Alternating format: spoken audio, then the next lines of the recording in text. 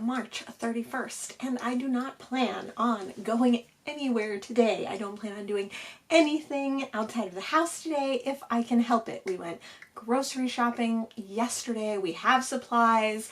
I don't need to go anywhere. So hopefully I will not acquire any more books this month, because I have acquired a lot of books in March. You know that I am trying to slow down my book acquiring. You know that I am trying to track every book that comes into the house in the year of 2022, where I got them, how much they cost, what day I got them on, and all of that good information. I have a spreadsheet that I've created. I'm also marking on that spreadsheet the total amount I've spent so far for the year. I'm also marking when I read the books, or if I've already made a recently acquired books video with them.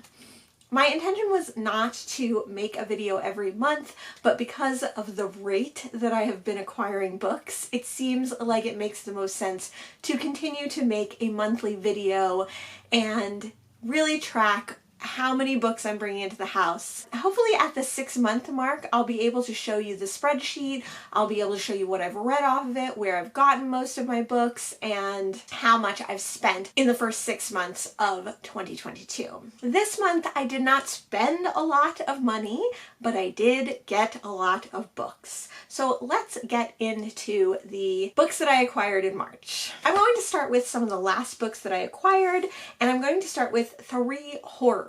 I must have stumbled on someone's horror unhaul because these were all in the same little free library. This is the same little free library that I got 2 independently published books from before, and I think some of these are indie books as well. So I think maybe this person often unhauls here, and I'm guessing it's the same person, which I think is such a fun and fascinating aspect of acquiring books from little free libraries. The first book is Palmetto by Ania Alborn. This seems to be a haunted house horror, mother horror.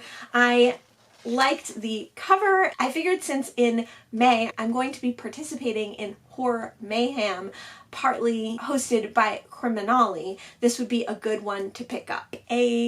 Another seemingly indie published horror from that same little free library is Dementia by Russell Coy. This again seems like maybe a haunted house, but with an alien type twist. The last horror that I got from that little free library is Wisteria Cottage by Robert M. Coates. This is actually a vintage horror and possibly a classic horror. It was written in 1948, but I loved this cover. I thought it was so pretty. It looks again to be maybe a haunted house horror. I just thought this was such a cute addition. Horrific, but not one that I'll use for Horror Mayhem, is I'll Be Gone in the Dark by Michelle McNamara. This is a true crime book that Michelle wrote all about the Golden State murder or Golden State killer, and she unfortunately died before this book was finished, and her husband at the time, Patton Oswalt, finished the book for her.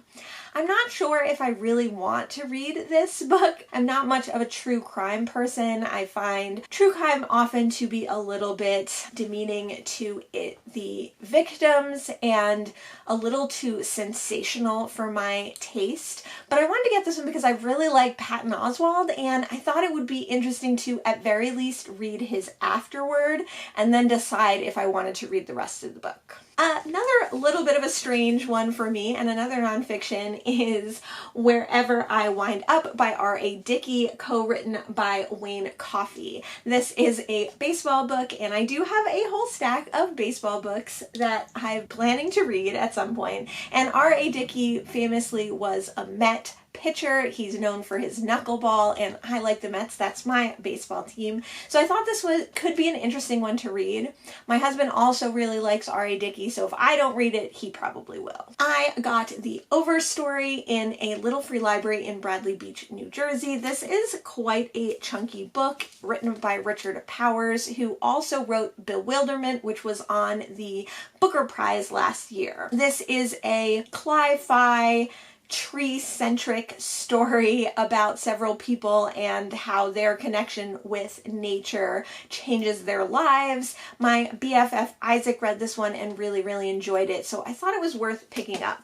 This is such a huge book though, I might have to like do a try chapter with it because this isn't my normal read. At a little free library in Belmar, New Jersey, I picked up this copy of The Beautiful and the Damned by F. Scott Fitzgerald. I love The Great Gatsby. It's one of my all-time favorite novels. I know a lot of people don't like it, but I love it. I've never read any other F. Scott Fitzgerald though, and I thought that having a copy of The Beautiful and the Damned would make me more likely to read it. Also in Belmar, New Jersey, at a different little free library, I found Gloria Naylor's Linden Hills. I read The Women of Brewster Place by Gloria Naylor earlier this year, and that book deeply affected me. I did enjoy it, but it also has given me nightmares since I read it in January. That being said, I'm very interested in reading more Gloria Naylor. I also have another book by her called Bailey's Cafe. I almost left Harlan's Half Acre by David Maloff behind in a little free library when I saw it because it has that kind of Western 70s vibe. I wasn't sure if I would like it. But when I read the back, I found out that it is considered an Australian modern classic, and I thought that would be perfect because I've been wanting to read more Australian authors. I found Thank You Jeeves at a Goodwill. I've never read this P.G. Wodehouse, and it doesn't have my favorite cover artist, but it is a very cute cover, and I'm always willing to pick up more P.D. James books because I love P.D. James's silly, irreverent writing, and especially about two of the main characters that he writes about, Jeeves and Wooster. This is a very cute little copy. The type is extremely small, and this book was 99 cents. In the middle of March, I found Affinity by Sarah Waters. I know Jennifer Loves Books and a few other booktubers that I really like have read Sarah Waters and highly recommend her historical fictions. Affinity was one that I almost got in February, but luckily I ended up finding this one at a little free library in the middle of March instead. Soon after that, I also found Fingersmith by Sarah Waters, and I think that this is the one that Jennifer suggested that I start with, but she said I could start anywhere, so I don't know really anything about either of these novels except that they're historical fiction. There's usually some romance in there. I found Alice Walker's Meridian in a little free library, and I almost passed it up because I've never seen an Alice Walker in these cute little editions before. This, I believe, is her second novel, her novel that came before A Color Purple and after The Third Life of Grange Copeland. I recently finished The Third Life of Grange Copeland, which was the first Alice Walker book I've read, and I'm super excited to read more of her work. In my local library's free shelf, I found Louise Erdrich's The Sentence, which is longlisted for the Women's Book Prize this year. I'm actually going to be reading this for a vlog along with a couple of the other longlisted books and Women Book Prize books at my closest little free library in Locust Park in Asbury Park. I found Such a Fun Age by Kylie Reed. This is one that I went back and forth about wanting to read or not. It is a contemporary book about a black nanny caring for a white child that is assumed that something is wrong with that relationship. I've heard really good things about it, but it is kind of millennial fiction and it's not usually to my taste.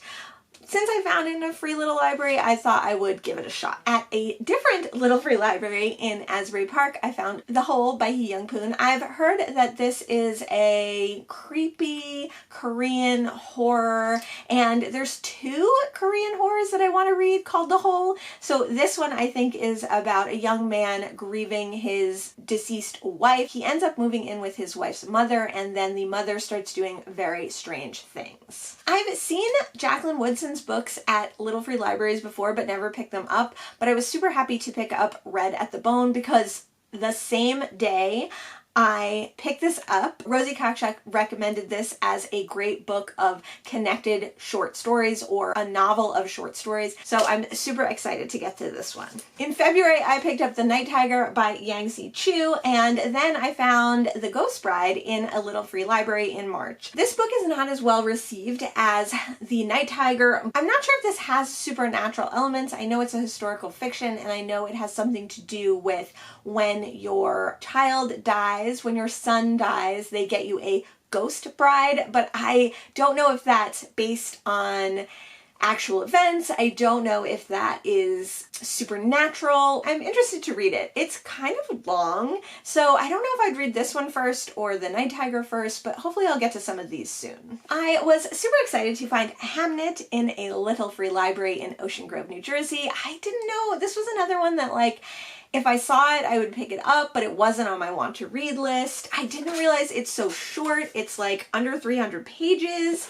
I'm super excited to read it now. Right before I found The Pleasing Hour by Lily King, I saw Olive at a Book Olive read this. She's recently done a video on all of Lily King's work. Lily King is most known for Euphoria and Writers and Lovers. She has a new book of short stories out as well.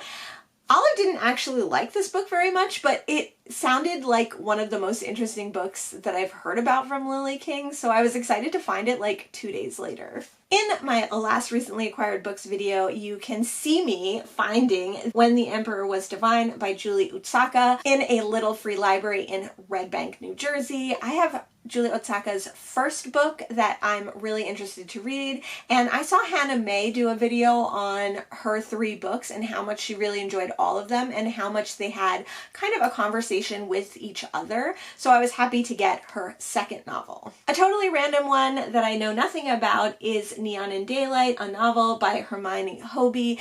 This seems like millennial fiction again, but it is set in Brooklyn, New York, so I wanted to try it. I found The Hex X in a little free library in Bradley Beach, New Jersey, and this one is a romantic comedy about a witch who puts a hex on her ex, thinking that it'll never come true. When it does, she has to figure out what to do next. And lastly, the first book that I found in March in a little free library was The Hunting Party by Lucy Foley. I know this is not people's favorite Lucy Foley book, and honestly, I don't know if Lucy Foley is really for me. I'm not usually into modern, quick-paced thriller mysteries, but since I found it in a little free library, I thought I would give it a try. Those are the 26 books that I acquired in March.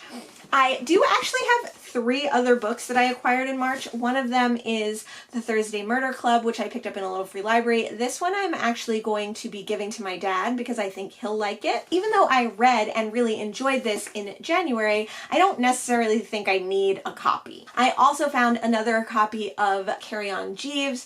I have this edition already, but I love these cute little editions, and it was one of those books that I couldn't pass up because I just wanted to save it. And the same thing goes for this edition of Ringworld by Larry Niven. I love Ringworld. It's one of my all-time favorite sci-fis. I think it's my husband's all-time favorite sci-fi.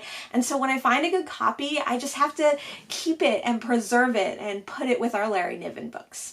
So I'm not counting these 3 books as recently acquired books, even though, yes, technically I've recently acquired them. That does still mean that March is my biggest book acquiring month, but it is my lowest spending month. So in January, I spent about $22. In February, I spent about $20, but that was only on the books that I acquired not during my birthday. You can see my birthday book haul and the reason why I don't buy new books. I will link that in the description below. But if you combine my birthday books and the regular books that I hauled in February, that was actually the biggest month. I already have plans to read quite a few of these books, so I'm hoping to get them read so that they won't be on my TBR shelf for very long. I acquired 12 books in January. I acquired about 26 books in February and about 26 books in March, but since I've been reading about 12 books a month, that's not actually that bad. There's not too many books coming and staying on my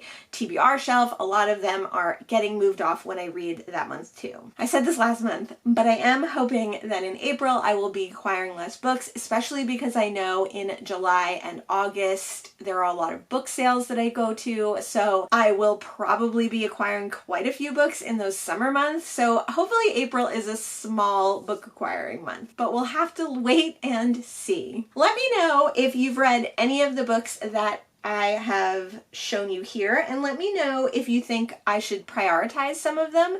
Let me know if there's one that really stands out to you that I should read right away. Thanks so much for joining me today, and I'll see you in the next one. Bye!